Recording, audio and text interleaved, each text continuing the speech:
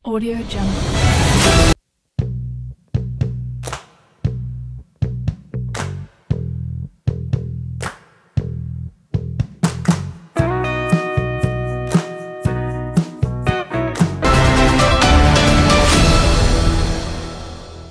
Audio Jungle. Excited na ba ang lahat? Ngayong araw, okay? Let's vote in. Tawagin na natin ang ating guest, si Miss Cathy Binag. Hello, madam. How are you? Hi! Magandang umaga po. Magandang umaga ho sa mga viewers mo, Miss Maharlika. Finally, na-meet na kita. Oo. Diba? Nag-meet na tayo. Sino yung mga nakatrabaho ko lang sa politics, right? So, Yeah. so basically, ganon siya. Then, yeah. Then, nagkaroon ako ng relasyon sa isang, been like a decade for very, ano ito? Prominent.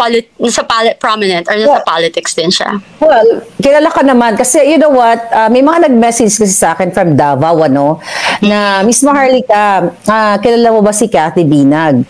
Hindi talaga kita kilala. So, talagang ginugol kita. Sabi ko, sino ba yun? Sabi niya, ex-partner ni Tony Boy Florendo. Tama ba? Sa ex-partner. At ang sabi sa akin, si Tony Boy Florendo ay mga kaklase ni Marcos Jr. sa Polvoron session. Okay? So anyway, syempre, ilang years kayo naging mag-on ni dating congressman pa rin ba siya ngayon, si Tony Boy Florendo? No more na. No more na? Okay. Hindi na. Diba? Yeah. Former, yeah. Former. Yes. So ilang years, siyempre kailangan pakita natin sa taong bayan, para maging credible ka sa inyong mga sasabihin sa susunod. So ilang taon kayo ang inyong relasyon? 10 years. Tony Boy, 10 years. 10 years Okay. po. So, grabe ang tagal yon. So, nakilala ninyo ang isa't isa. Diba? Of course, yeah. Tama. Pero bago ako tumalon, dahil alam ko excited ang ating mga manonood, since kasi kaya napansin kita dahil sinare mo yung pulboronic video ni ang tawag ko dyan, ikoting Marcos Jr. dito sa Los Angeles. Ang tanong ko, for sure, nakilala mo si Marcos Jr., di ba? At si Lisa Marcos. Dahil mga kaibigan sila ng iyong ex-partner na si dating Congressman Tony Boy Florendo. Yes. Right? Oo. Okay. Yeah. Oo. So, nung inilabas ko ba, Miss Cathy, yung video dito sa LA, napanood mo, di ba? Ano yung unang reaction mo nung nakita mo? Unang reaction ko? Yes. Alam ko naman na they're doing it. You know? Wow. I know that. So like, kasi nung first time kong na-meet sila, they're doing it talaga. 'Di ba? They're doing the pulveron. Yes, they're doing the pulveron. But for me nga, ito nga yung sinasabi ko. Kasi when you run as a public official, you owe it to the people. When 'di ba? Kung yung nakakarami, nag-a-ask sa'yo to explain, you don't ask your, parang yung tauhan mo na magsalita for you. 'Di ba? Kasi ikaw, number one, parang sa akin, is okay, malay mo nga, 'di ba, na sinasabi mo rin naman yon, Maharlika, malay mo nga, nagbago. Malay mo nga, hindi mo alam, 'di ba? Malay mo naman, few months, nagbago, whatever. Admit your mistake. Hindi naman nakakabawas ang pagkatao mo yun eh. 'Di ba? Pero you continue to like, the reason why I am speaking right now, I don't like kasi what's happening with VP Sara. I'm not close to everybody. I'm not close talaga. I'm not close to Vice President Sara Duterte and everything. I don't need anything. I don't have any business with anyone, both sides.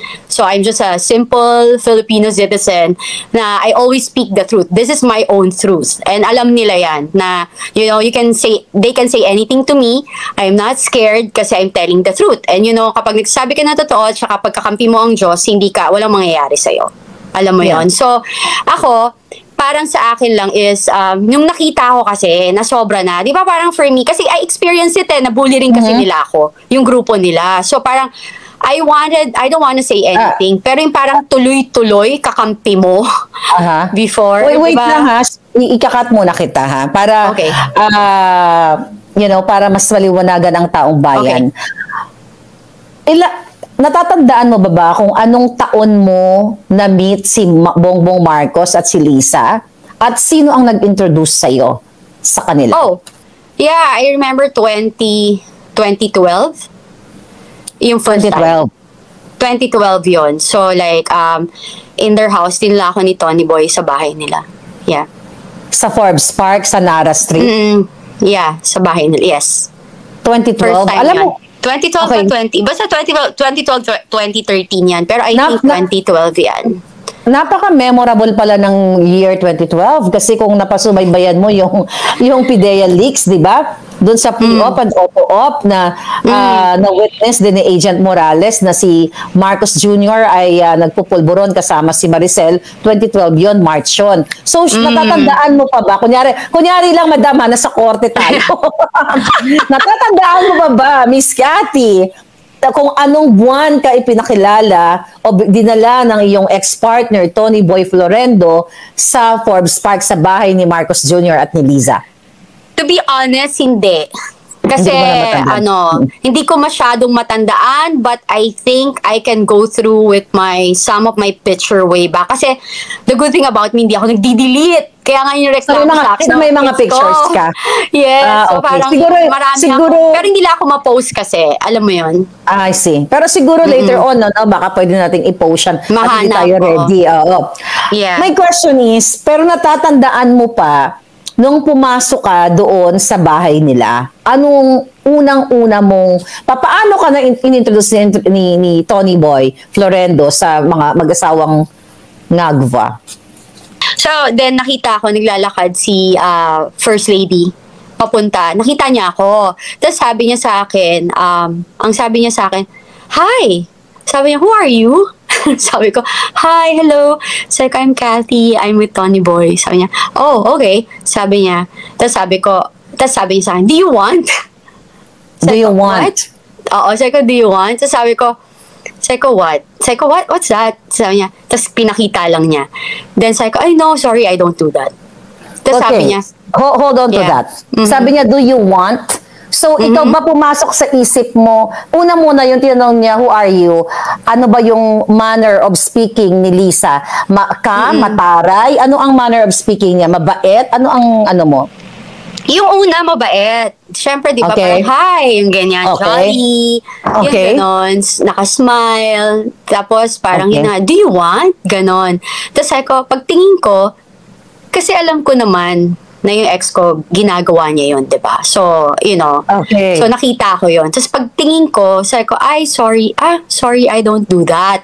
Tapos, So, may bit-bit Yun. na siya na pulburon. meron siya. Ano siya, natatandaan mo pa kung anong stash box niya? Puti, pula, plastic, or what? Hindi ko pero hindi siya plastic. Okay. Hindi siya plastic. Nasa isang lalagyan. Nasa isang lalagyan siya. If I'm not, parang hindi ko alam kung stainless pa yun or ano. Pero hindi siya plastic. Pero hindi gold, hindi gold. Ay, So anyway, parang hindi nung naman sinabi mo, "No, I don't do that," ano ang sabi niya sa'yo? Sabi niya, "Why are you Lisa. here? Why are you here? You're not supposed to be here." Sabi ko, okay. Yes, sabi niya. Sabi ko, natakot ako, syempre, di ba? Alam mo yun, parang hindi naman takot, parang na-shock ako. Intimidating. Parang Oo, na-intimidate kasi ka. parang switch of parang, alam mo yung switch ng ugali. Bigla, Yeah. oo, parang sandali lang, parang hindi ko naman alam kung anong nangyayari dito, 'di ba? Parang I don't know you guys, parang okay fine, na-invite and everything, pero parang I don't know. I don't sign up for that or hindi ko alam kung ano yung mga kaganapan, 'di ba? So, yun. So parang after nun, Sinabi niya, never why are you Yeah. here? So after Oo. that, anong ginawa mo? Bumalik ka? Saan ka pumunta? Papunta kay Tony Boy? Nagkaroon pa kayo kasi, ng conversation ni Lisa? Tapos yung narinig nyo, sakto nun, si Tony Boy is coming. Parang, hi. Sabi niya, Lisa, that's my, parang that's Girlfriend. Girlfriend. Cathy, that's my girlfriend. Tapos sinabi niya, Sabi. wife. Nag-wife pa nga siya. No? Nag-wife pa siya. Sabi ko, hindi ako wife. Sabi ko gano'n. So, syempre, Hindi ka diba, wife. parang, hindi ako Ayaw mo naman frugal. siyempre, Saka di naman- baka may Oo mga naman. alta dyan ha. Teka lang, hold Exactly. kita. Baka may mga alta dyan na magtataas ng kilay ha. Yeah, hindi naman talaga ako wife, di ba? But Okay, he oo. is separated for 16 years before naging kami. Okay. For clarification. Malinaw tayo dyan. Malinaw Hindi tayo ako mga dyan. agaw. Okay. Alam mo. So bumalik ka na, magkasama na kayo ni Tony Boy. Yeah. Ano yun? May inuman ba? Ano ba yung Yes. Anong bang may May inuman? inuman, Okay. may inuman. Ganun talaga naman ever since. May inuman talaga sila. Tas yun, private. And yun nga, parang dun ko lang. Tapos parang I feel awkward na. So parang I let them be. Kasi hindi talaga ako makwento pag di ko close eh. Parang nakaupo lang Siyempre ako. first ganyan. time pa lang. Oo. Yeah, at saka even kahit na meet na kita, hindi ako mag-a-approach, nahihiya ako. Ganun yung personality Yan yung personality mo. Pero if you start a conversation, I'm confident naman. Pero yung hiya na parang feeling close, hindi ako feeling close na tao. Kaya nga hindi ako lumalabas, hindi rin naman niya ako pinapayagang lumabas or Bumalik na kayo sa table na yon. Sino-sino yung mga tao doon sa table na yon? Sa loob Actually, ng bahay ni Marcos? it's not a table eh. We're just walking, tas sofa. Tas umupo lang ako doon, tapos nandun sila, nagkakwentuhan lang sila, ganyan, tas nagiinuman. Yun. Tapos Inuman sila. Nagiinuman. So, di ba, since inalok ka ni Lisa kung gusto mo, what do you want? The pulburon. Nakita mo ba during the first time na pumasok ka sa loob ni Marcos Jr. at pumasok ka sa bahay nila na nagsisinghot sila doon? Oo naman, kasi sila lang nandun eh. 'Di ba? Parang tas ako, andun din. Tas parang sabi ko pa nga, ayoko dito. Sabi ko, ayoko dito. Sinabi ko kay Tony Boy that time. Tapos, sabi niya, oh, I'm sorry. Kasi bago lang kami. So parang,